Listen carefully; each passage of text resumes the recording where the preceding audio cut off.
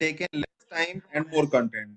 Revision में हमेशा ज्यादा कंटेंट होना चाहिए और कम टाइम होना चाहिए, और ये तभी हो पाता है जब आपको पहले से थोड़ी बहुत नॉलेज हो। होपफुली होगी ही, और मैंने कल कहा भी था कि एक बार देख लीजिएगा, ठीक है, अच्छा लगेगा आप लोगों को रिवाइज करने में। तो हम अपना आज का कंटेंट स्टार्ट करते हैं बिना लेट किए। ओके, बंद करो।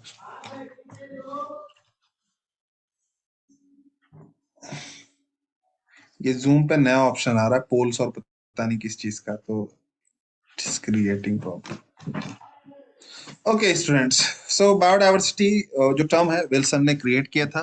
बायोडायवर्सिटी का मतलब होता है कि स्पेसिफिक रीजन में, ठीक है, कितनी वैरायटीज ऑफ ऑर्गेनिजम्स रहती हैं या सरवाइव करती हैं, और ये डिपेंड करता है कि वो जो रीजन है वो क्या है। The reason should be can be, जो रीजन हो सकता है वो क्या हो सकता है आपका, फॉरेस्ट हो सकता है, डिजर्ट हो सकता है, ग्रासलैंड हो सकता है, ओशियन हो सकता है, पॉन्ड हो सकता है, कुछ भी हो सकता है। तो बायोडायवर्सिटी अलग अलग जगह की अलग अलग होती है। तीन तरह की बायोडायवर्सिटी डिस्कस की थी, genetic, species and ecological biodiversity. Genetic का मतलब होता है कि किसी भी पर्टिकुलर ऑर्गेनिजम्स के बीच में जेनेटिक वेरिएबिलिटीज कितनी है, ठीक है। मतलब एक ऑर्गेनिजम्स के बीच में, सेम ऑर्गेनिज्म के बीच में जीन्स के लेवल पे क्या वेरिएबिलिटीज है। तो अगर जीन के लेवल पे वेरिएबिलिटीज देखने को मिलती है तो वो जेनेटिक डाइवर्सिटी कहलाती है, ठीक है। ऑर्गेनिज्म सेम है, सब कुछ सेम है, लेकिन उसके बीच में जेनेटिक डिफरेंस है, तो इसका मतलब क्या है कि वो जेनेटिक वेरिएबिलिटी शो करेगा अपने में एक दूसरे के साथ। दूसरी वेरिएबिलिटी होती है स्पीसीज की डाइवर्सिटी। इसमें क्या होता है, जीनोस सेम होता है और स्पीसीज अलग अलग हो जाती है। तो स्पीसीज जो होती हैं वो क्या होती हैं कि सिंपली एक रीजन पे हो सकता है एक से ज्यादा स्पीसीज सरवाइव कर रही है, और ऐसा होता ही है कि एक रीजन पे एक से ज्यादा स्पीसीज सरवाइव करती हैं। तो वहां पर क्या है, स्पीसीज डाइवर्सिटी को हम डिनोट करते हैं। When there is more than one species living together in an area is known as species diversity. और आपको ये बताने की नहीं मतलब जरूरत है कि स्पीसीज कहते किसको है, ठीक है। तो दो स्पीसीज का जीनस सेम होना चाहिए, ठीक है। जैसे बासमती राइस है और एक सेमी डॉर्फ राइस है, ये दो अलग अलग स्पीसीज है लेकिन सेम जीनस है। इसी तरह Panthera leo, Panthera tigris, lion और टाइगर सेम जीनस है लेकिन इनकी स्पीसीज अलग अलग। अगर हमारे भी कोई एंसेस्टर आज जिंदा रहते, जैसे अगर हमारे नेंडरथल से जिंदा रहते जिनको हम होमोसेपियंस के नाम से जानते हैं, या हमारे आदि मानव जिसको हम बोलते हैं, वो जिंदा रहते हैं, तो उनमें और हम में जो डिफरेंस था वो क्या था, स्पेसीज डाइवर्सिटी कहलाती है। Next is ecological diversity. Ecological diversity actual diversity है जिसमें एक इकोसिस्टम की डाइवर्सिटी को हम डिफाइन करते हैं, जिसमें various number of living organism जिनके जीनस अलग हैं, फैमिलीज अलग अलग हैं, तो सब एक साथ मिलकर रह रहे हैं। कुछ प्लांट्स हैं, कुछ एनिमल्स हैं, कुछ माइक्रोब्स हैं, कुछ फंगल बॉडीज हैं। तो ये सब अगर मिलकर के एक जगह को इन्वेड कर रहे हैं या रह रहे हैं तो उसको इकोलॉजिकल डाइवर्सिटी कहते हैं। ये ज्यादा एग्जिस्ट करती है हमारे इन्वायरमेंट में। इसमें कौन कौन से टाइप्स हैं इकोलॉजिकल डाइवर्सिटी में, डिजर्ट है, rain forest, mangrove, coral reef, wetlands, estuaries, alpines, meadows. एक एक करके हम सबको देखेंगे। इसमें रेन फॉरेस्ट, मैंग्रोव्स, एस्चुरीज और कोरल रीफ्स आपको विजिबल है यहाँ डायग्राम में। रेन फॉरेस्ट जो मेन फॉरेस्ट का डेंस एरिया होता है जहां पर ट्रॉपिकल रीजन भी इनको हम बोलते हैं। मैंग्रोव्स उस रीजन को बोलते हैं जो प्लांट्स पानी में या पानी के आसपास बहुत ज्यादा स्ट्रेंथ में ग्रो होते हैं, मैंने बताया था। एस्चुरीज पानी के अगल बगल जो खाली जगहें होती हैं, ठीक है, उनको एस्चुरीज कहते हैं। कोरल रीफ समंदर का जो नीचे का पोर्शन होता है, बिल्कुल सरफेस वाला, वहां पर छोटे छोटे जो ऑर्गेनिजम्स की डेंसिटी है वो कोरल रीफ कहलाती है। नेक्स्ट है आपका ग्लोबल स्पीसीज डाइवर्सिटी कितनी है, कितनी एस्टिमेटेड है, ये आपको बताया जा रहा है। तो इसमें 1.5 मिलियन टोटल प्लांट्स और एनिमल की स्पीसीज है, ठीक है, IUCN के रिपोर्ट के मुकाबले। और रॉबर्ट मे ने कहा है कि 7 मिलियन टोटल स्पीसीज की डाइवर्सिटी है। ग्लोबल स्पीसीज की डाइवर्सिटी जो है वो 7 मिलियन है। 70% स्पीसीज जो हमने मतलब पता लगाया है वो animals, plants, algae, fungi, bryophytes, gymnosperm, angiosperms का है, ठीक है। तो 70% जो है इनके स्पेसीज इस 7 मिलियन का 22% कंसिस्ट करते हैं। मतलब बाकी सारे जो ऑर्गेनिज्म बचे हैं इसमें क्या है, माइक्रोब्स स्पेशली बहुत ज्यादा है। तो सबसे ज्यादा डाइवर्सिटी जो पाई जाती है वो माइक्रोब्स में पाई जाती है। हमारे अंदर जो बड़े ऑर्गेनिज्म होते हैं उनकी डाइवर्सिटी, स्पेसीज की डाइवर्सिटी बहुत ही कम होती है, नैरो लैंडेड होती है। लेकिन माइक्रोब्स के अंदर वेरिएबिलिटीज या स्पेसीज की डाइवर्सिटी या छोटे ऑर्गेनिज्म में बहुत ही ज्यादा होती है।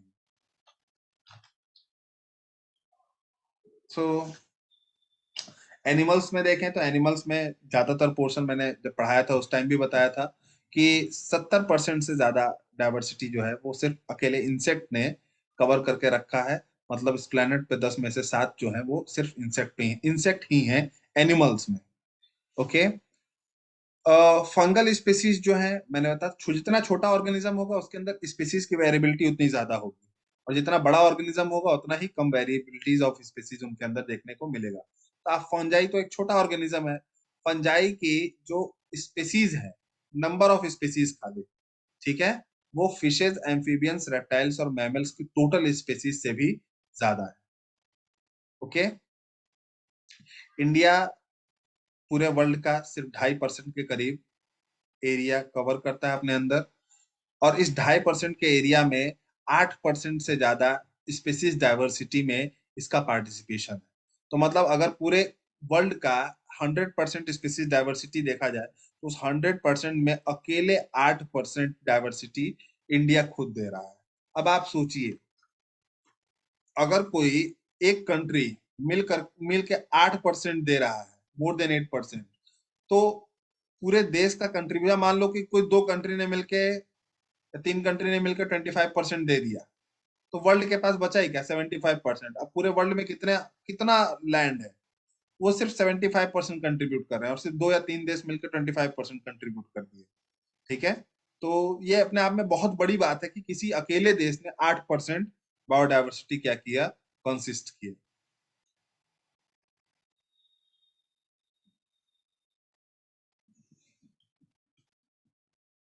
So if we see the diagram of three things, that is animals, especially invertebrates, and second animals, vertebrates, and third thing is plant.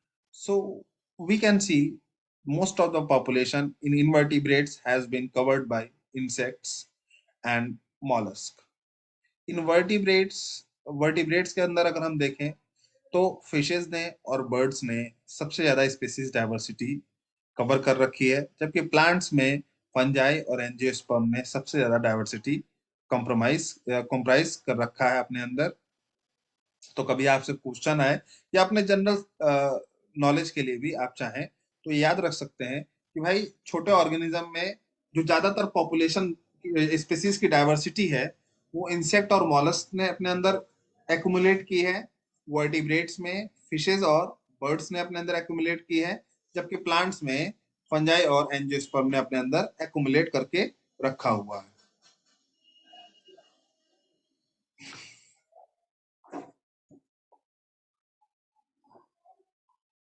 Pattern क्या होता है, latitude gradient, species area relationship, दोनों हम एक एक करके पढ़ लेते हैं।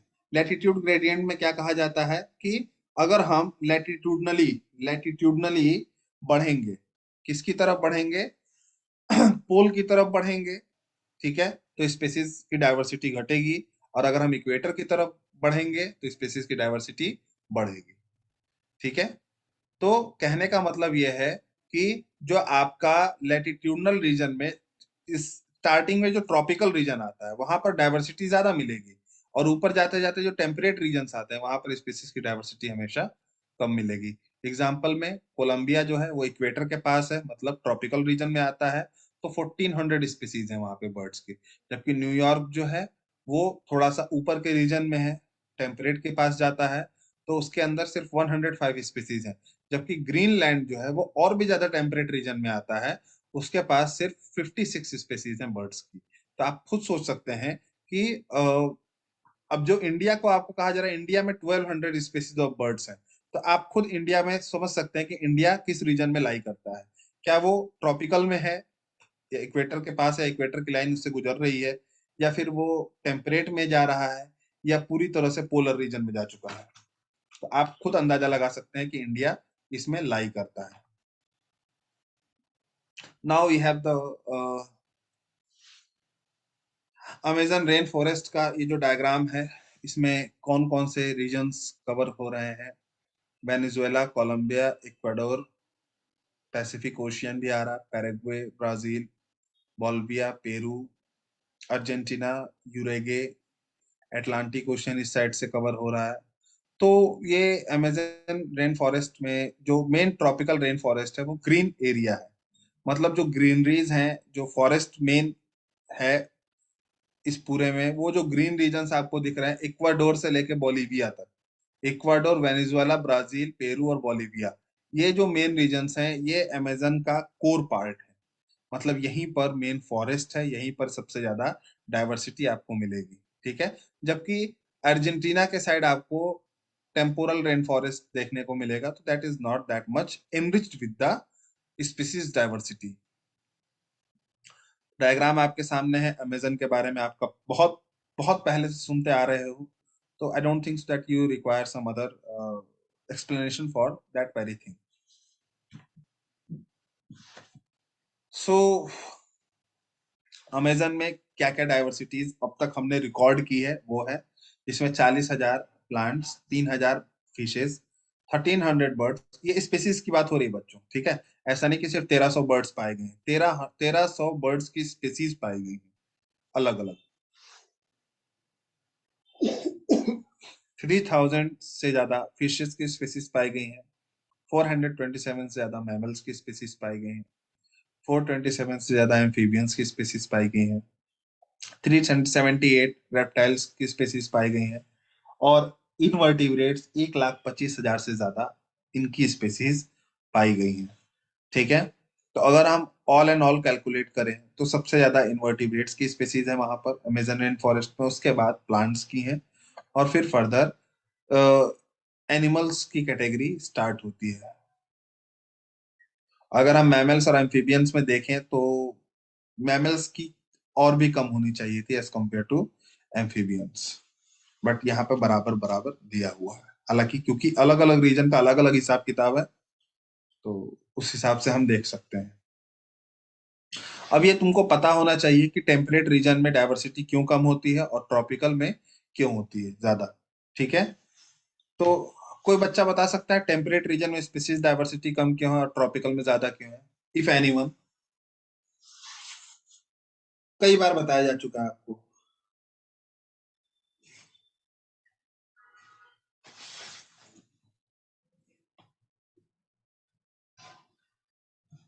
ठीक है Sanya. Okay Kalyani.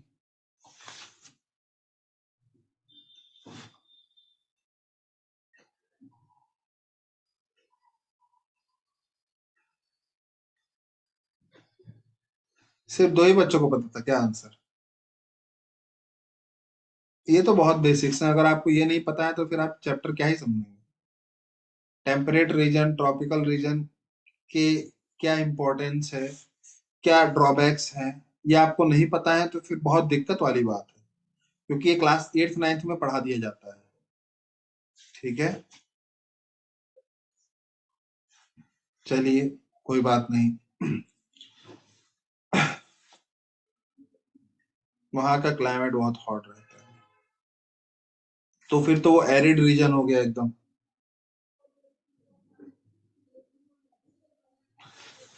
Tropical rain forest की एक खासियत होती है कि वहां रेनफॉल ज्यादा होता है। ठीक है। और रेनफॉल जहां ज्यादा होता है वहां इन्वायरमेंट का एक बैलेंस बना होता है, जहां पर हर तरह के सीजन्स को एक इक्वल चांस मिलता है, और जहां पर हर सीजन को इक्वल चांस मिलता है वहां पर हर तरह के ऑर्गेनिज्म फ्लरिश कर सकते हैं। ठंडी वाले भी, गर्मी वाले भी, बरसात वाले भी, इन सब में जो पानी है, पानी का बहुत इंपॉर्टेंस है। ठीक है। तो पानी का इतना इंपॉर्टेंस है, और जहाँ पे पानी ज्यादा हो रहा है वहां पे हर चीज क्या होती है, अच्छे से फ्लरिश करती है।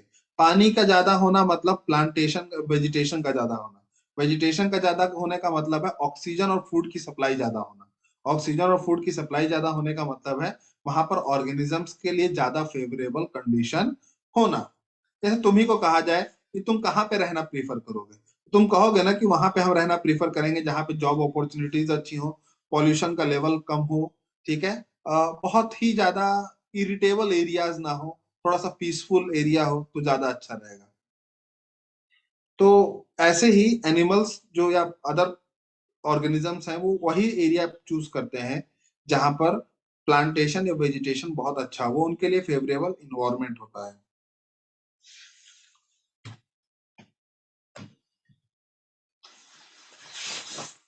ओके, तो टेम्परेट रीजन जो होते हैं वहां पर अचानक से ठंडी पड़ जाती है, अचानक से बहुत ज्यादा क्लाइमेट फ्लक्चुएशन हो जाता है जिसमें ऑर्गेनिजम्स अडाप्ट नहीं कर पाते। जबकि ट्रॉपिकल वाले लेस और मोर क्या होते हैं, स्टेबल होते हैं, और ये हर तरह की स्पीसीज को क्या करते हैं, एक फेवरेबल इन्वायरमेंट देने की कोशिश करते हैं जिससे हैबिटेट, अलग अलग हैबिटेट के ऑर्गेनिज्म या उसके निच में प्रेजेंट ऑर्गेनिजम्स आराम से क्या कर सकें, अपने आप को डाइवर्सिफाई कर सकें, ग्रो कर सकें और वहां पर स्टैब्लिश कर सकें।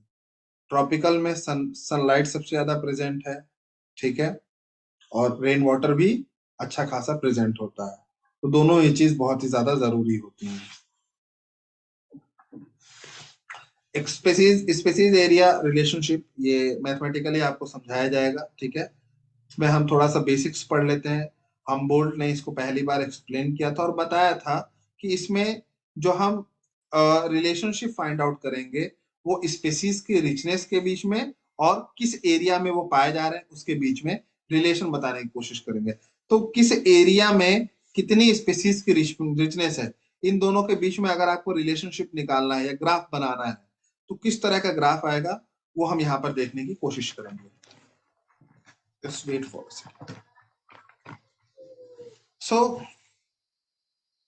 अगर हम एक्सपोनेंशियली देखें स्पेसीज एरिया रिलेशनशिप तो आपको log s is equal to log c plus z log a मिलेगा, ठीक है, जिसमें z जो है वो रिग्रेशन है, regression is the opposite of progression, ठीक है, where c is the y intercept, y intercept जो होता है स्पेसीज रिचनेस को क्या करता है, रेस्ट्रिक्ट करता है, ठीक है।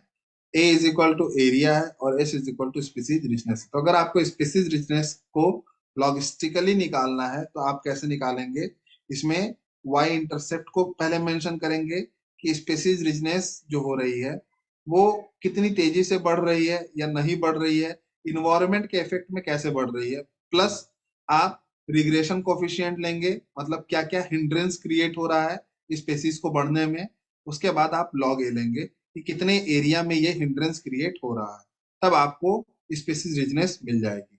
और इसका जो नॉर्मल फॉर्मूला है या नॉर्मल कर्व आता है वो सिग्मॉइड आता है, और सिग्मॉइड इसलिए आ रहा है क्योंकि इसमें हम बहुत simply S is equal to C A square ले लेते हैं। मतलब स्पेसीज जो है अगर हम नाप रहे हैं तो कितनी स्पेसीज रिचनेस हो रही है,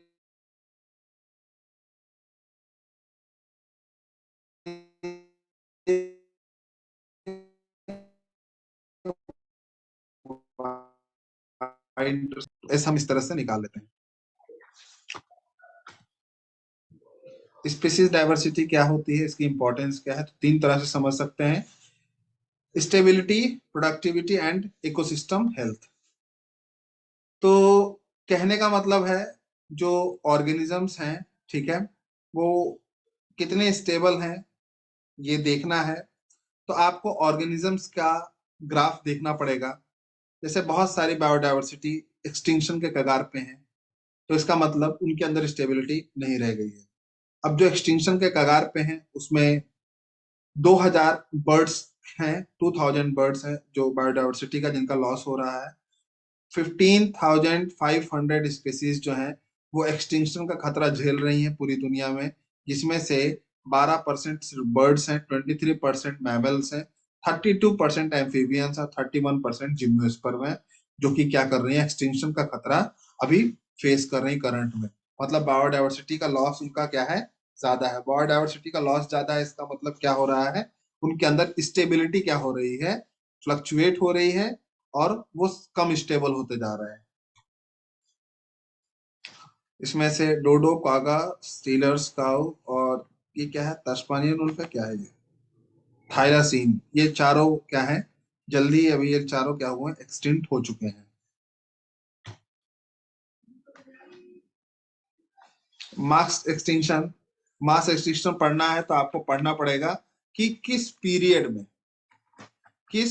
में क्या, कितने ऑर्गेनिजम्स एक साथ एक्सटिंक्ट हुए। तो आपको पीरियड्स के नाम याद होने चाहिए इसके लिए। तो पीरियड्स के नाम आप जब इवोल्यूशन पढ़ेंगे तो वहां पर आपको पता चलेगा, ठीक है।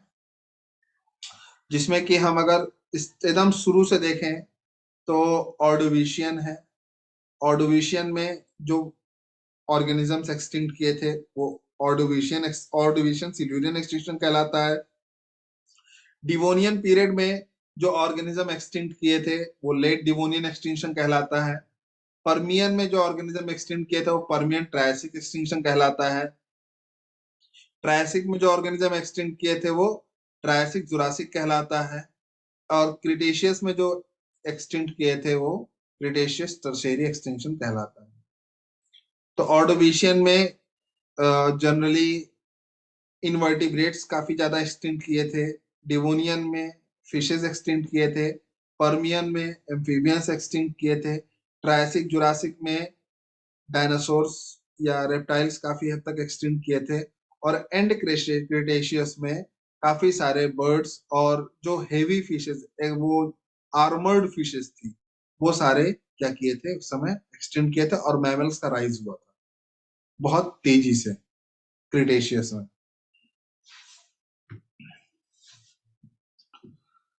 सिक्स्थ एक्सटिंक्शन हो रहा है, ठीक है, पिछले कुछ सालों से लेकर के अभी चल ही रहा है, जो कि ह्यूमन, मतलब ह्यूमन से पहले के हिसाब से देखा जाए तो काफी ज्यादा फास्ट है। 100 से 1000 गुना ज्यादा फास्ट है। क्योंकि इससे पहले भी एक्सटिंक्शन हुए हैं। तो ऐसा अगर कोई क्लेम करे कि तुम्हारे टाइम में जो एक्सटिंक्शन हो रहा है वो उसके लिए ह्यूमन रिस्पॉन्सिबल है, इससे पहले जो एक्सटिंक्शन होता था उसके लिए कौन रिस्पॉन्सिबल है, क्योंकि तब तो ह्यूमन थे भी नहीं, ह्यूमन का मैमल्स ही नहीं थे बहुत सारे एक्सटिंक्शन में। तो उसके लिए कौन रिस्पॉन्सिबल था, तो उसके लिए नेचर रिस्पॉन्सिबल था। तो अगर कोई कहे या आपको प्रूव करना हो कि ये वाला जो एक्सटिंक्शन हो रहा है, सिक्स्थ एक्सटिंक्शन, इसके लिए हम लोग ज्यादा रिस्पॉन्सिबल है, तो वहां पर आपको बताना पड़ेगा कि पहले जितने भी एक्सटिंक्शन थे वो नेचुरली हो रहे थे, और इस बार जो एक्सटिंक्शन हो रहा है वो नेचुरल प्लस आर्टिफिशियल दोनों का कंबाइंड हो रहा है। इसी वजह से वो 100 से 1000 गुना ज्यादा तेजी से हो रहा है। और इकोलॉजिस्ट ने बोला है कि अगर ऐसा ही चलता रहा तो आने वाले 100 सालों में, ठीक है, बहुत सारी स्पीसीज, ठीक है, मतलब जितनी भी स्पीसीज अब प्रेजेंट हैं उसमें से हाफ क्या हो जाएंगी, उनकी आधी स्पीसीज अर्थ से गायब होने वाली हैं। और ये चीज आप देख ही रहे हो day by day. Every year we got to heard some news about the extinction of several organisms or species, या बहुत सारे ऑर्गेनिज्म जिनको कई सालों पहले देखा था गया था, अब उनकी एक आध स्पीसीज कभी दिख जाती है तो दिख जाती है, नहीं तो वो भी ऑलमोस्ट एक्सटिंक्शन के कगार पे आके खड़े हैं।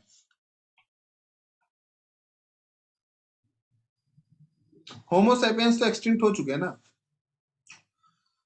अगर आपको लगता है कि हम होमोसेपियंस हैं तो नहीं, हम होमोसेपियंस सेपियंस हैं, हम मॉडर्न मैन हैं, ठीक है। तो हमारे जो पूर्वज थे, जिनका एक्चुअल नाम होमोसेपियन पड़ा था, उनको नेंदरथल्स बोला जाता था, उनको नेंदरथल्स कहा जाता था,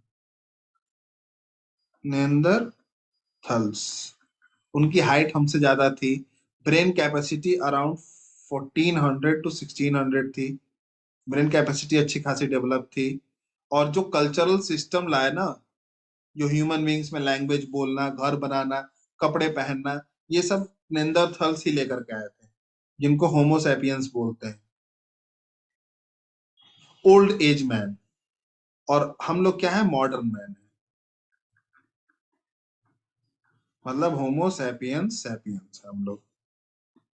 तो हमारे पूर्वज एक्सटिंक्ट हो चुके हैं, और हम लोग भी जो हरकत कर रहे हैं, लग नहीं रहा कि बचेंगे हम लोग। Corona is just the trailer. आप खुद सोचिए, ऐसी कोई बीमारी आ जाए अगर जो तुरंत जान लेती हो, तो कौन ही बचाएगा, कैसे ही बचेंगे। ठीक है, और आप दूसरे जानवरों के मुकाबले अपनी इम्यूनिटी देखिए, किसी भी बीमारी से आप ज्यादा बर्बाद हो रहे हैं, क्योंकि आप दवाइयों के ऊपर टिक चुके हैं। दूसरे जानवर अपनी इम्यूनिटी के ऊपर टिके हुए हैं, वो ज्यादा सरवाइव करेंगे, आप कम कर पाएंगे। ह्यूमंस तो सबसे ज्यादा रिस्क पे है, सबसे ज्यादा, क्योंकि जो बीमारियां आने वाली हैं उसके लिए तो हमने दवा नहीं बना के रखी है। अब कब आएगी, कितनी देर तक दवा बनेगा, मान लो 1 साल चाहिए दवा बनाने के लिए, और आप क्या है, आपको बीमारी 6 दिन में खत्म कर दे रही है, तो फिर नहीं बचेंगे ना। 1 मिनट रुक जाइए बच्चों, just wait for a minute.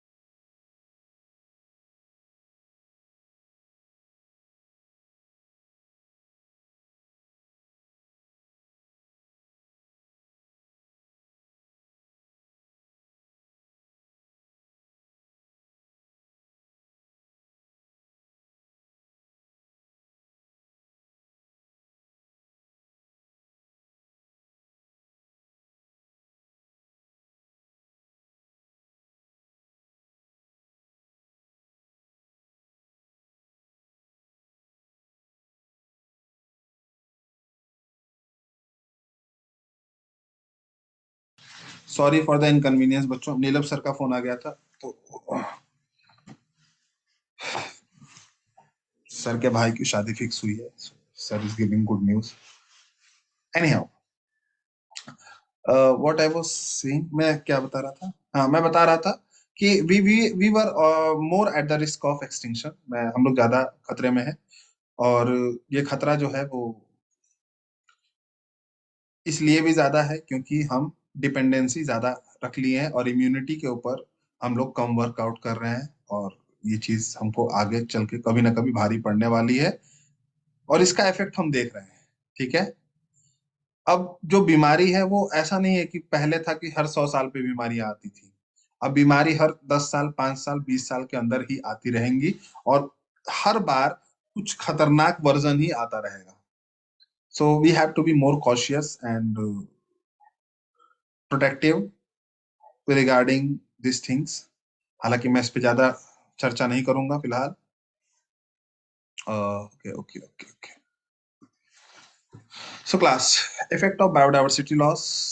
Biodiversity loss का क्या इफेक्ट हुआ है, प्लांट के प्रोडक्शन में कमी आई है।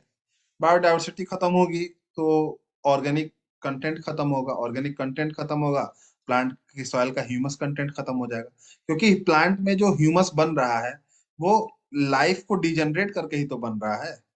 तो जब लाइफ रहेगी ही नहीं, ऑर्गेनिज्म की रहेंगे ही नहीं, तो किस चीज को डिकम्पोजर्स डिजनरेट करके प्लांट का ह्यूमस बनाएंगे या मिनरल्स बनाएंगे, तो प्लांट का प्रोडक्शन भी कम होगा।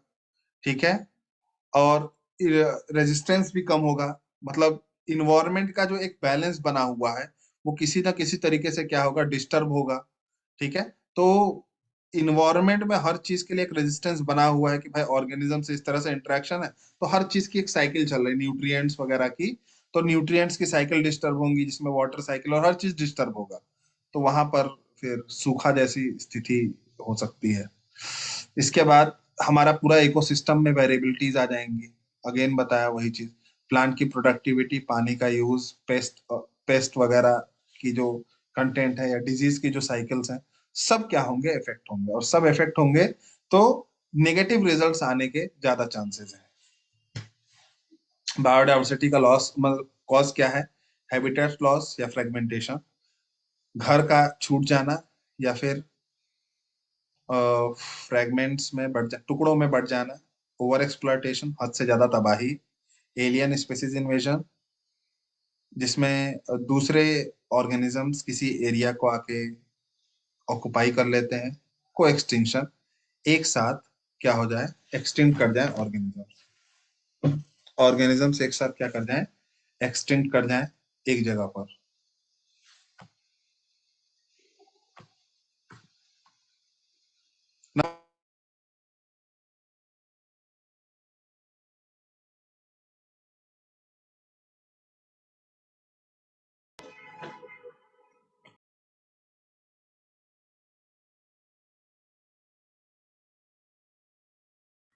Okay students, so habitat and loss and fragmentation में देख लीजिए। बहुत लार्ज साइज हैबिटेट्स को अगर टुकड़ा, पहले हर चीज जंगल जंगल थी, फिर जंगल को छोटा कर दिया गया, शहरीकरण किया गया, या एक जंगल को तीन छोटे छोटे जंगल में बांट दिया गया, तो ये फ्रेगमेंटेशन कहलाता है। ठीक है, तो इससे बहुत सारे ऑर्गेनिज्म जो उस पूरे हैबिटेट में रहते थे, सबके ऊपर क्या पड़ा, अच्छा खासा इफेक्ट पड़ा।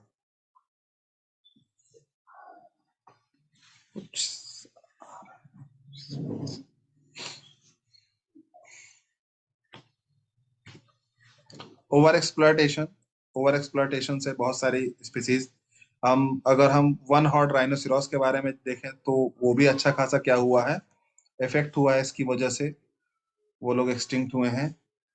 और कई सारे बर्ड्स हमारे एक्टिविटीज की वजह से क्या हुआ, इफेक्ट हुए हैं। एलियन स्पीसीज इन्वेजन, मैंने आपको उस दिन भी बताया था, कभी कभी कुछ नई स्पीसीज आकर के कई सारी पुराने स्पीसीज को क्या करती हैं, खत्म कर देती हैं या वो कर देती हैं। जैसे नाइल पर्च को विक्टोरिया में, लेक विक्टोरिया में जब डाला गया, तो उसने 200 स्पीसीज के अकेले खत्म होने का ये रीजन बना। तो कई बार हमारे एक्सपेरिमेंट्स क्या होते हैं, खतरनाक हो जाते हैं।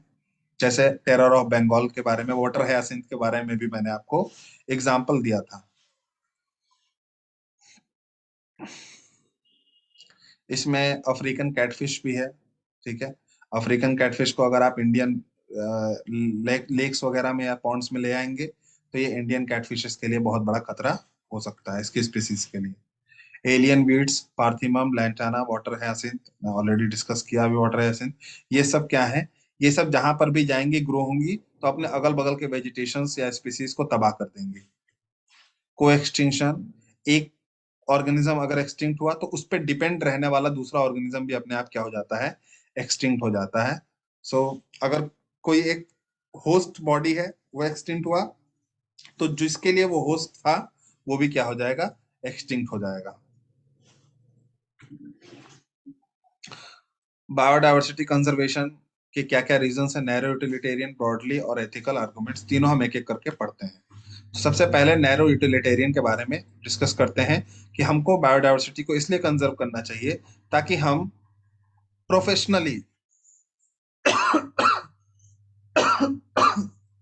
प्रोफेशनली इसका क्या कर सकें, डायरेक्ट यूज ले सकें। जैसे फूड्स के फॉर्म में, फायरवुड के फॉर्म में फाइबर्स ले सकते हैं, मेडिसिन, कंस्ट्रक्शन मटेरियल, या इंडस्ट्रियल जो प्रोडक्ट्स होते हैं, वो हम अपने बायोडायवर्सिटी से गेन कर सकते हैं। अगर हम उसको बचाएंगे तो डायरेक्ट हमारा बेनिफिट है इकोनॉमिकली। ठीक है, पैसे के हिसाब से अगर भी हम बचाएं, तो भी हम काफी यूज ले सकते हैं। दूसरा है ब्रॉड यूटिलिटेरियन, मतलब पैसे के लिए ना बचा करके सेवा के मकसद से, कि भाई हम इसलिए बचा बचा रहे हैं ताकि इसको बचाने से दूसरा भी बचेगा, दूसरे से तीसरा भी बचेगा, तो हम ऑर्गेनिजम्स के बारे में सोच करके, ठीक है, या साइंटिफिकली उसको थॉट प्रोसेस कर करके बचाएं कि एक बायोडायवर्सिटी के कंजर्वेशन से हम एक से ज्यादा ऑर्गेनिज्म को बचा सकते हैं। जैसे कि हमने को एक्सटिंक्शन पढ़ा था ना अभी, तो को एक्सटिंक्शन में एक ऑर्गेनिज्म एक्सटिंक्ट हो रहा है, दूसरा भी हो रहा है।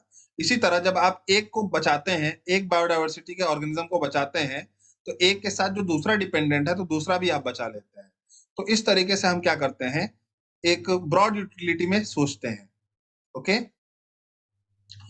तो इस तरह से हमको अपना भी फायदा मिलता है और साथ ही साथ हम दूसरे ऑर्गेनिज्म को भी फायदा पहुंचाने की कोशिश करते हैं। और ये ब्रॉड वो था। और तीसरा क्या है आपका,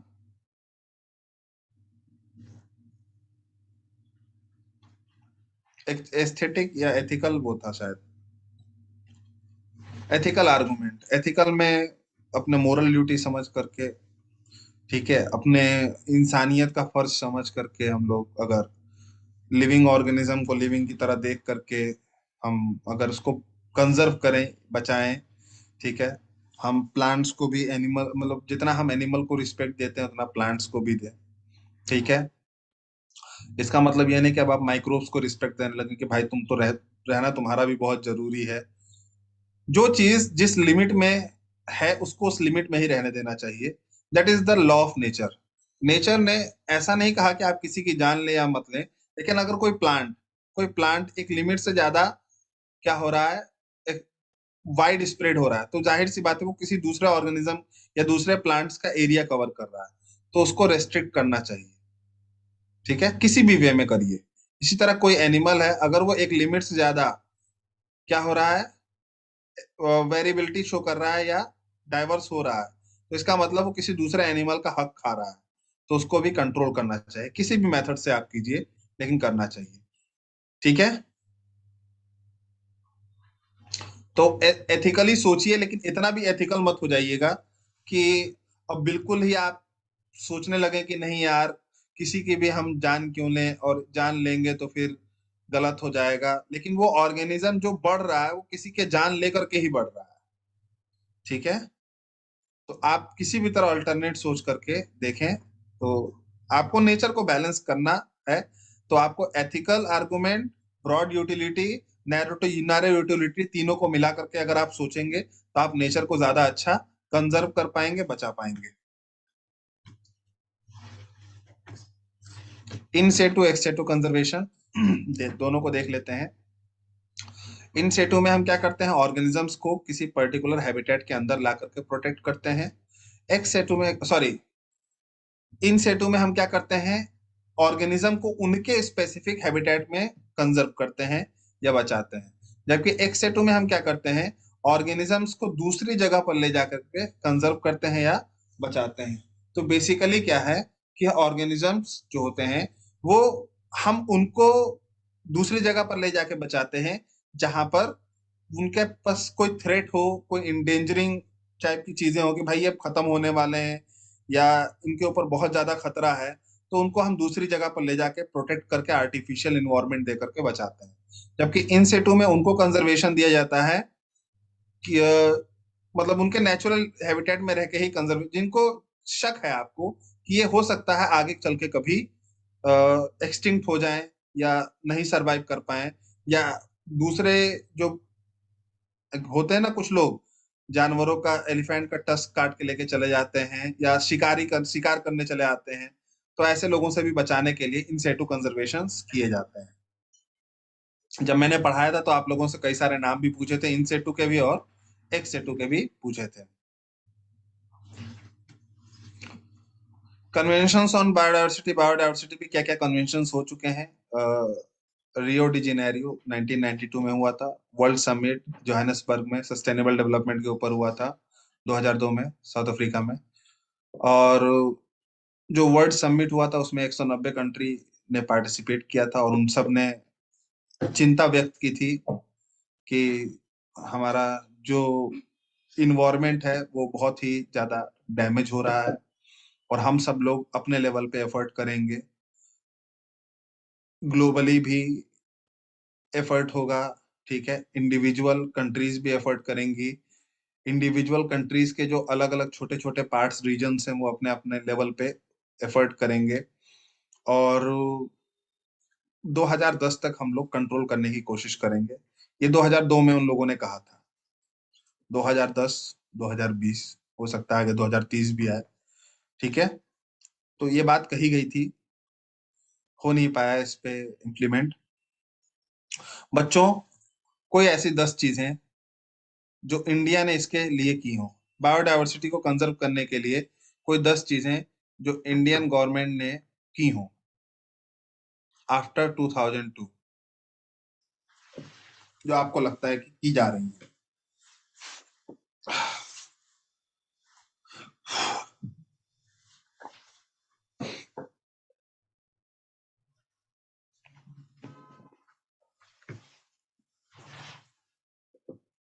बच्चे हैं, चले गए?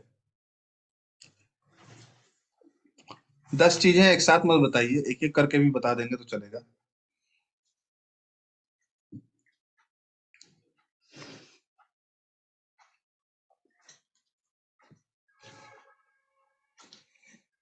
टाइगर को कंजर्व करना, ठीक है।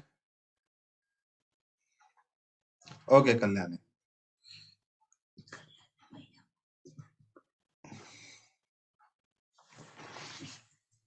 हमने टाइगर को रिजर्व करने के लिए बहुत सारे एफर्ट्स किए। और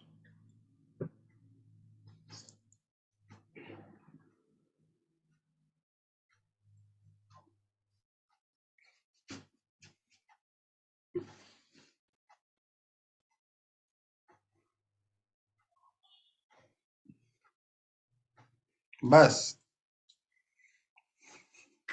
तो अगर तुमसे कोई दूसरी कंट्री का आके पूछ ले कि आपके देश का क्या कंट्रीब्यूशन है, तो चलो है चाहे नहीं है, आप बताओगे तो कुछ तो बताओगे। चलिए, सान्या ने एक और बात कही कि वाटर का कंजर्वेशन। हमने वाटर को भी गंदा होने से बचाने के लिए, जैसे नमामि गंगे या बहुत सारे ऐसे प्रोजेक्ट्स हैं जिसमें पानी की सफाई के लिए बहुत सारे पानी क्लीन रहेगा तो एक्वेटिक ऑर्गेनिज्म की स्पीसीज खत्म नहीं होंगी। या इसके लिए आप एसटीपीज को भी बोल सकते हैं, सीवेज ट्रीटमेंट प्लांट्स लगाए गए ताकि एक्वेटिक लाइफ को हम किसी भी तरह क्या कर सकें, बचा सकें। ठीक है। और tiger reservoir project, tiger reservoir जो प्रोजेक्ट्स थे उसके 3 चीजें हो गई। और बड़ा अच्छा लग रहा है, बच्चे सोच सोच के आंसर दे रहे हैं थोड़ा थोड़ा करके। और बताओ बच्चों। Wild life sanctuaries, wild life sanctuaries, चलो बहुत सारी नई वाइल्ड लाइफ सेंचुरीज खोली गई जिसमें बहुत सारे इंडेंजर्ड एनिमल्स को ला करके रखा गया। चलो, और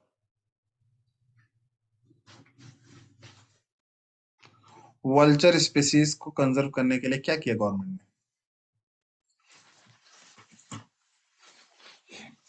वल्चर तो गायब हो रही है, हो रही थी, तो गवर्नमेंट ने कुछ किया हो अपनी तरफ से इनको बचाने के लिए?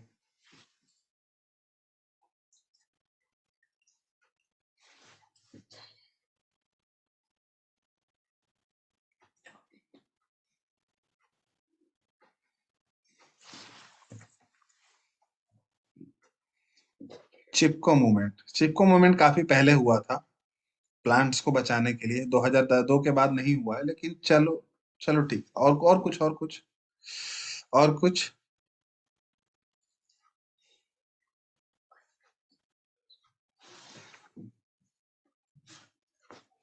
Very good, afforestation. Green environment, green and clean environment के लिए बहुत सारा एफर्ट किया गया है, और पॉल्यूशन को रिड्यूस करने के लिए भी बहुत सारा एफर्ट, मतलब पेड़ लगाने को लेकर के भी काफी प्रोजेक्ट्स चलाए गए हैं। काफी आर्टिफिशियल लेवल पे काफी जंगल बचाए गए। पॉल्यूशन को कंट्रोल करने के लिए भी बहुत सारे मेजर्स लिए गए। ठीक है, जिसमें आजकल गाड़ियों के मॉडल्स देख लें, सोलर पावर प्लांट्स देख सकते हैं, लगाए जा रहे हैं ताकि फ्यूल ना बर्बाद हो और धुआं ना निकले। जो भी नए आपके रेफ्रिजरेटर्स और एसीज आ रहे हैं उसमें सीएफसीज को हटाया जा रहा है, सल्फर का लेवल कम कराने की कोशिश हो रही है। तो ये सब चीजें, तो एक ग्रीन इन्वायरमेंट को लेकर के, एक पॉल्यूशन को लेकर के एफर्ट हुआ है। और देखिए, हाँ, कल्याणी ने जल जीवन हरियाली प्रोग्राम के बारे में बताया। गुड। और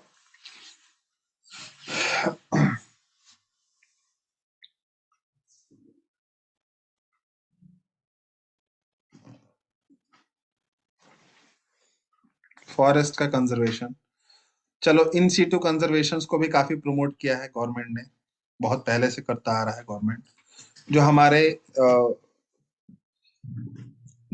बायोस्फीयर्स हैं, ठीक है, या रिजर्वायर्स हैं ऑलरेडी, या नेशनल पार्क्स हैं, या सेंचुरीज हैं, उन सबको इन सीटू कंजर्वेशन दिए गए हैं। फॉरेस्ट विभाग में अच्छी खासी भर्तियां हो रही हैं, रेंजर्स भर्ती किए जा रहे हैं। बहुत ज्यादा लेवल पर हमने क्या किया है, बड़े लेवल पे जो ये सब थे शिकारी विकारी ये लोग थे, इन लोगों को रिड्यूस किया है। पहले जिस धड़ल्ले से ऑर्गेनिजम्स को मार दिया जाता था, अब नहीं किया जा रहा है। ठीक है, तो एक्स सेटू भी हो गया, इन सेटू भी हो गया। एक्स सेटू कंजर्वेशन और इन सिटू कितना हुआ, 1 2 3 4 5 6 7, 7 पॉइंट्स हो गए। 8 नंबर, 10 बताना है आपको। आप जितने बच्चे हैं सबकी जिम्मेदारी है 10 पूरा करना। ठीक है, वो हम अब काउंट नहीं करेंगे, क्योंकि ऑब्वियसली प्रोटेक्शन, एयर पॉल्यूशन या किसी भी पॉल्यूशन को कम करने के लिए जो हुआ वो ठीक है। Protection and rehabilitation of threatened species, प्रश्न भी कैसे किया। चलिए, लायन का किया गया कि जो थ्रेटेंड स्पीसीज थे, बिल्कुल मरने के या खत्म होने के कगार पे, उनको बसाया गया फिर से, उनको हर तरह का प्रोटेक्शन दिया गया। और हमने क्या किया, अच्छा खासा हमने टेक्नोलॉजी को भी यूज किया इसके लिए। टेक्नोलॉजी को सैटेलाइट के हेल्प से पता लगाना, काउंटिंग कर पाना, मशीन्स के हेल्प से डेटाबेस कलेक्ट करना। हमने पेपर का यूज कम से कम, पेपरलेस टेक्नोलॉजीज, क्योंकि पेपर जो बन रहे हैं वो इनसे बनते हैं, पेड़ काट के बनते हैं। तो कोशिश की जा रही है कि हाँ हम लोग ये किया जाए। और 10वां यूज है हमारा जो इकोनॉमी है। इकोनॉमी ने भी, जैसे नैरो यूटिलिटीज है ना, तो हमारी इकोनॉमी में भी मुझे हमें मजबूर किया कि हम क्या करें, बायोडायवर्सिटी को कंजर्व करें। जैसे हम लोग क्या है, हम लोग एग्रीकल्चरल प्राइम कंट्रीज हैं, हमारा देश कृषि प्रधान देश माना जाता है। तो हम अपने देश के एग्रीकल्चर को तो एटलीस्ट कंजर्व करेंगे ही। जो हमारे यहाँ पेड़ पौधे होते हैं, हमारे यहाँ 1000 से ज्यादा स्पीसीज खाली चावल की उगाई जाती हैं अलग अलग रीजन्स में, बहुत सारी स्पीसीज है। ठीक है, इसी तरह दाल, सब्जियां, फल, तो हर तरह की लैंड हैबिटेट्स हमारे पास हैं। और हम भले इकोनॉमिक पर्पस के लिए ही सही, लेकिन हर तरह के वेजिटेशंस को अभी तक हमने बचा के रखा है और जिंदा करके रखा हुआ है। टूरिज्म, हाँ, टूरिज्म के लिए भी हम लोग रोड साइड प्लांट्स, मतलब वो सब हमारा नैरो यूटिलिटेरियन है। ठीक है, तो कई सारे कंजर्वेशन हम इस तरह कर रहे हैं। मैंने जब आपको कहा था कि चंडीगढ़ का एग्जांपल दिया था कि प्लांट सिटी बनाई गई है, तो हमने सिटी ऐसे क्रिएट किया जिसमें नेचर और आर्टिफिशियल या अर्बनाइजेशन का एक कंबाइंड इफेक्ट शो हो। तो चंडीगढ़ का हमने उसमें एग्जांपल दिया था कि ऐसा प्लांट करके बनाया गया उसको। तो वो भी आप लिख सकते हैं कि भाई इस तरीके की चीजें भी हुई हैं। तो बहुत एफर्ट्स हैं बच्चों, गवर्नमेंट के इन सेटू एक्सेटू कंजर्वेशन को लेकर के। पानी, हवा, सॉइल के कंजर्वेशन को लेकर के, इनके प्यूरिटीज को जिंदा रखना, इस चीज को लेकर के। ठीक है, हमारे प्लांट्स और क्रॉप्स या प्लांट रिलेटेड जितने भी प्रोडक्ट्स थे उन सबको हमने जिंदा रखा। एनिमल्स में भी बहुत सारे एनिमल्स को, ठीक है, जो एक्सटेंसिवली यूज्ड हो रहे थे, इम्पोर्ट एक्सपोर्ट हो रहे थे, उनको कंजर्व किया गया। बहुत सारे एनिमल्स जिनका फूड डिमांड ज्यादा है, उनके लिए अलग से टेक्नोलॉजिकल मेथड्स दिए गए, या उनकी ब्रीडिंग के लिए अलग से प्रोग्राम्स बनाए गए ताकि वो ज्यादा अमाउंट में प्रोड्यूस किए जा सके। क्योंकि किसी भी चीज का अगर आप यूटिलिटी कर रहे हो तो उसको प्रोड्यूस भी करो उतना, तो फिर ठीक है। अगर तुम 10 लीटर पानी पी रहे हो तो 10 लीटर पानी का इंतजाम भी करो कि 10 लीटर का पानी आए कहीं से भी। तो वो चीज भी हमने की है। ठीक है। हमने अलग अलग सेंचुरीज में या नेशनल पार्क्स में अलग अलग एनिमल्स को ध्यान में रखते हुए उनका कंजर्वेशन रखा है। स्ट्रिक्टनेस ज्यादा बढ़ा दी गई है। अब अभी क्या है, पहले बहुत कैजुअल लिया जाता था, कोई जानवर अगर मार दिया जाए, शिकार किसी की खाल के लिए कोई मार देता था, कोई सींग के लिए मार देता था, कोई ऑर्नामेंट्स के लिए मार देता था। अब ऐसा बिल्कुल नहीं है कि आप किसी भी जानवर को आराम से मार दो और चले जाओ। ठीक है। अब गवर्नमेंट बहुत स्ट्रिक्ट है इस चीज को लेकर। अब मतलब after 2002 government become very strict regarding these things. और पेड़ को काटने को लेकर के भी, हालांकि गवर्नमेंट में कुछ लोग हैं ऐसे जो पेड़ का काटना अलाउ करा के रखे हुए हैं, हालांकि ये पूरी तरह क्या है, अलाउड नहीं है, रेस्ट्रिक्टेड है। और ये आपराधिक वो माना जाता है, पनिशेबल ऑफेंस माना जाता है।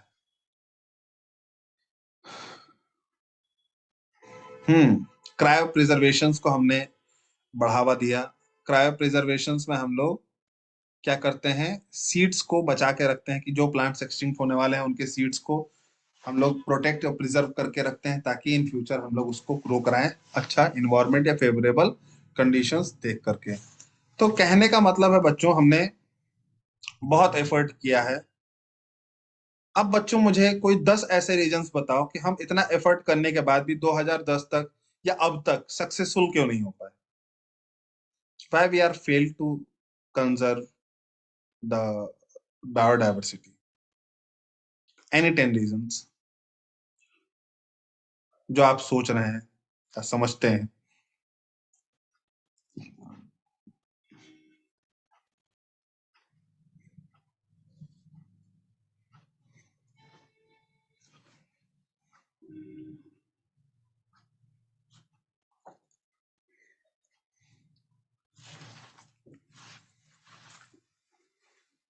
बच्चों को कुछ समझ में नहीं आ रहा क्या?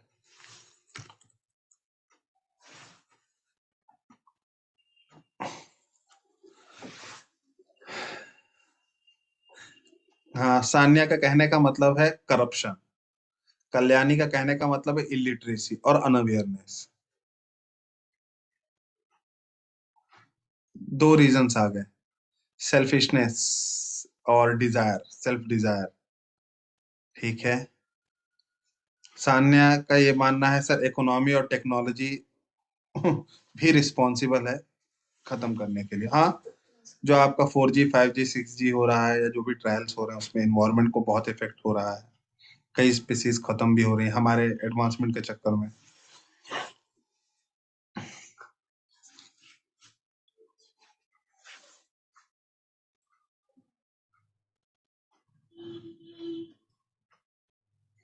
एक्सपेरिमेंट्स, जो हमने बायोटेक्नोलॉजी में आपको बताया कि हम बहुत सारे ऑर्गेनिजम्स के ऊपर एक्सपेरिमेंट करते हैं, जिनको हम जेनेटिकली मॉडिफाइड ऑर्गेनिज्म या जेनेटिकली मॉडिफाइड प्लांट्स बोलते हैं। उन पे एक्सपेरिमेंट करके कई बार हम उनको बर्बाद कर देते हैं या उसके थ्रू दूसरे ऑर्गेनिज्म को बर्बाद कर देते हैं, ट्रांसजेनिक एनिमल्स या जेनेटिकली मॉडिफाइड प्लांट्स बना करके।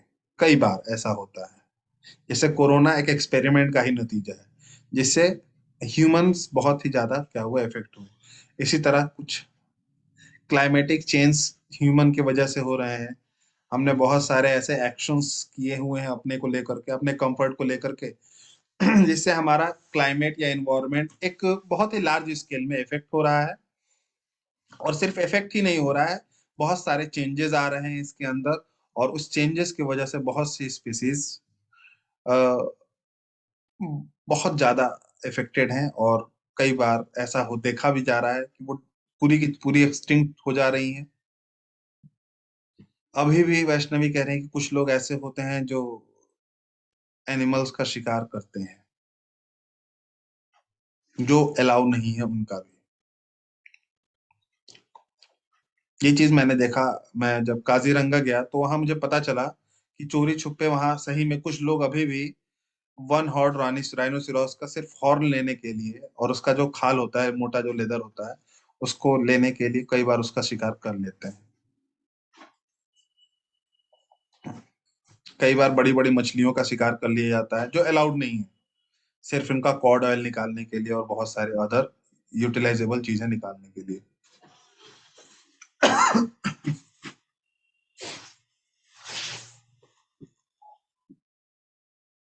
Anything else?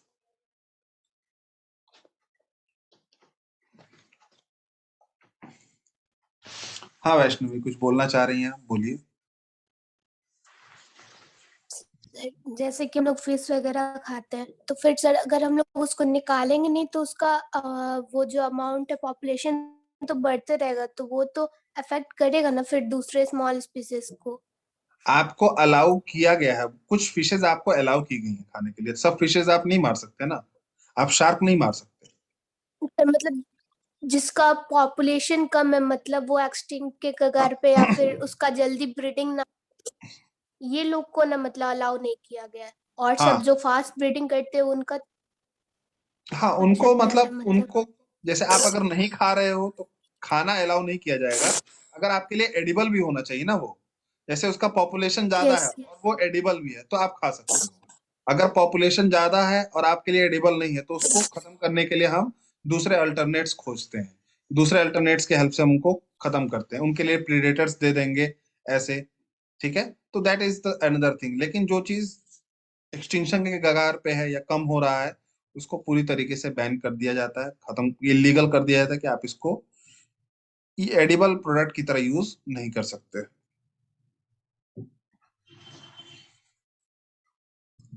ओके, शेल्टर्स, हाँ पेड़ पौधा हम लोग काट रहे हैं मना होने के बावजूद भी।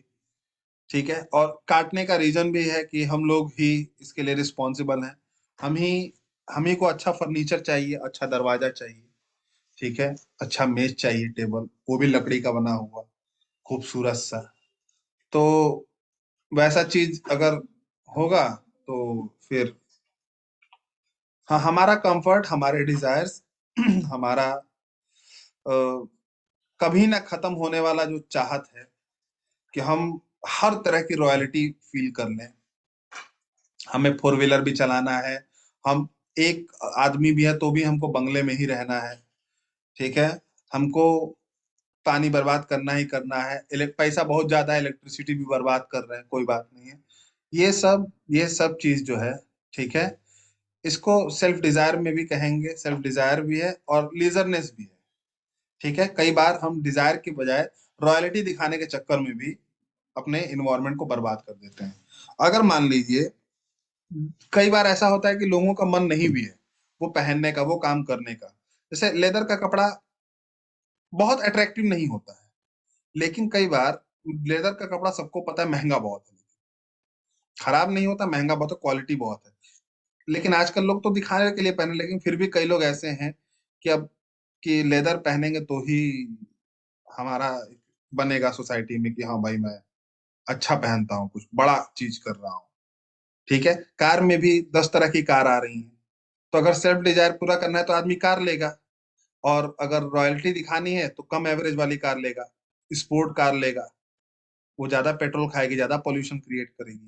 तो self desire plus social status दोनों कहीं ना कहीं कंबाइंड होकर के और ज्यादा बर्बादी मचा रहे हैं। कल बच्चों मैं इस चैप्टर का एमसीक्यू कराऊंगा, मुझे कोई एक बच्चा शाम को याद दिला देना इसका एमसीक्यू भेजने के लिए।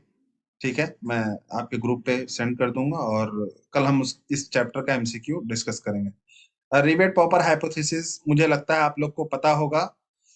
ठीक है, प्लेन का मैंने बताया था, प्लेन में जैसे जैसे एक एक नट खुलता जाता है तो प्लेन का पूरा पार्ट इफेक्ट होता है। इसी तरह हमारा इकोसिस्टम का एक एक स्पेसीज जैसे गायब होता जाएगा तो पूरा इकोसिस्टम क्या हो जाएगा, इफेक्ट होता जाएगा। और एक टाइम ऐसा आएगा कि कोई भी स्पेसीज नहीं सरवाइव कर पाएगी, तो इसीलिए हमको अपने स्पेसीज को बचाना चाहिए, और इसीलिए हमको प्लेन के हर नट को क्या करना चाहिए, कस के रखना चाहिए, एक भी खुल गया तो वो सबको इफेक्ट करेगा। तो कल हम एमसीक्यूज डिस्कस करेंगे बच्चों। बी ऑन टाइम, टाइम पे रहिएगा, और पूरे मतलब जितना 7 या 8 बच्चे थे, अभी कम हो गए थोड़े, जितने भी बच्चे थे कल भी उतनी स्ट्रेंथ रखिएगा, पूरा पार्टिसिपेशन लीजिए पढ़ाई में, तभी पढ़ाई अच्छी होगी। It should not be like lecture method की तरह नहीं होना चाहिए कि हम बोलते जा रहे हैं आप सिर्फ सुनते जा रहे हैं। At least try to reply, whether it is right wrong whatever the things are, but at least try to reply, ठीक है। तो that's all from my side for today.